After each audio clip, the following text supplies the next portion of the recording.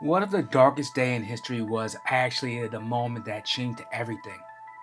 I'm Ty, welcome to the Word Walk, and today we're walking through what happened on Good Friday and why it still matters to you and me right now.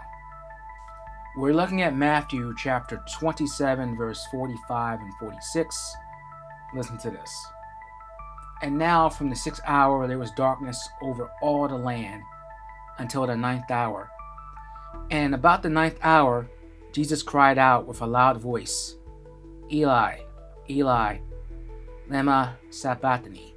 That is, my God, why have you forsaken me? This is the heart of Good Friday.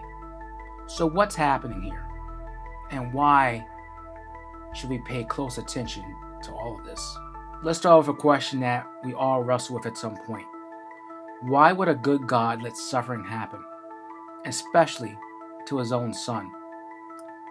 On Good Friday, we see Jesus, the sinless one, enduring agony. Darkness covers the land and for 3 hours, and he cries out, feeling abandoned. Have you ever felt alone, betrayed, or crushed by life? This scene might hit close to home for you.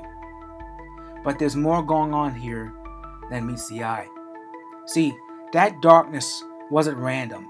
In the Bible, darkness often signifies God's judgment. Like in Exodus, when Egypt faced the plagues. Here is judgment falling not on us, but on Jesus. When he cries, my God, he's actually quoting Psalm 22, a prophecy that is about the Messiah's suffering. And the word forsaken means to be left behind, deserted.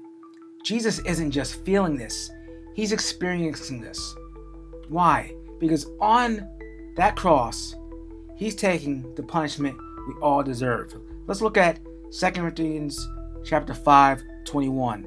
It says, for our sake, he made him to be sin who knew no sin, so that in him we might become righteous, the righteousness of God.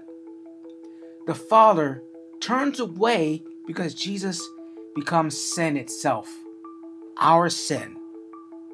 That's the theological weight of Good Friday. Substitution. He stands in our place. That's what happened. Think of it like this. Imagine you're drowning in debt. Someone comes through the door and pays it all off for you, and they hand you a receipt that says clean slate. That's what Jesus did on the cross. His death isn't just a tragic story. No, it's more than that. It's the climax of God's redemptive plan.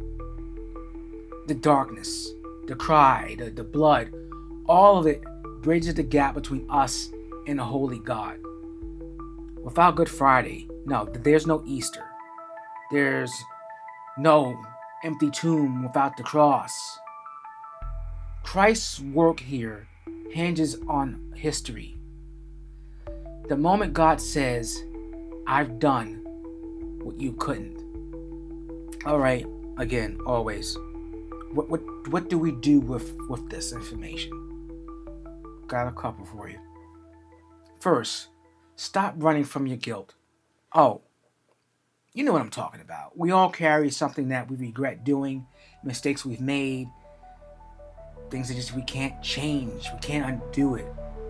On Good Friday, Jesus took it so you can lay it down at the cross. Second, trust him with your pain. He's been forsaken so you never have to be.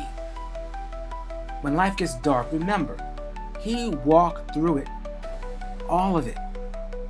Third, let this change how you live.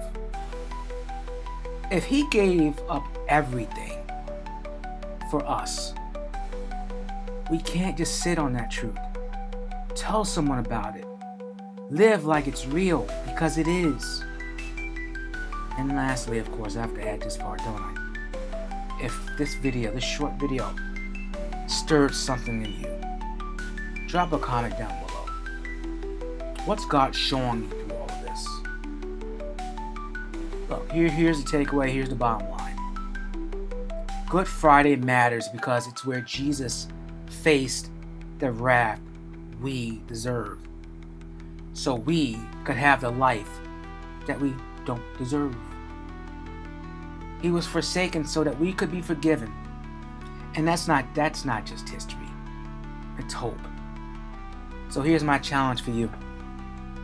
Take a moment today. Reflect on what Jesus did. Ask yourself, am I living like all of this is true? It's a good thing to consider. That's my challenge. And if this is spoken to you, there should be a little box that's going to pop up somewhere down here. It shows you how to hit the subscribe button. Hit the subscribe button and the notification button. Share this video with someone who needs it, because you know there's someone that is close to you that does. And let's keep walking through the Word together. I'm Ty. Thank you for watching the Word Walk. May God bless your steps wherever you go. Into the darkness you shine. Out of the ashes we rise. There's no one like you. None like you. Oh God.